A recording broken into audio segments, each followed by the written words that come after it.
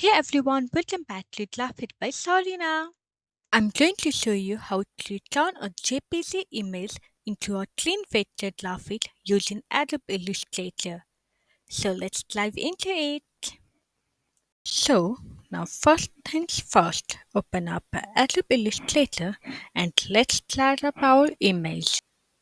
Let's click on File, Open, there's an image. Let's click on it and here we go. Let's click on Shift and Alt and let's make it little small. And here we go. Now with the image selected, look at the top bar and go to Windows, Image Place to open the panel. After picking up Present, you will see a drop down with options. Click on High Fidelity Photo and now let's wait for a while. If you are working with a colorful image and want to keep the details, always go with high fidelity photo. It keeps the texture and colors pretty close to the original. Now let's close Image Place. Let's click on the image and open Windows again. Now click on Properties, Expand, and Envelope.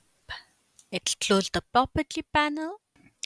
Now let's go ahead and remove the background to make the design pop. Okay, now let's remove the background from these areas and looks like it's all done.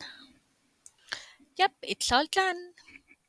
Now let's place Ctrl plus G to group everything together. As you can see, there's no background now, everything's grouped and we are left with just the image. Since the image have already been converted to a vector image, let's go ahead and ungroup it.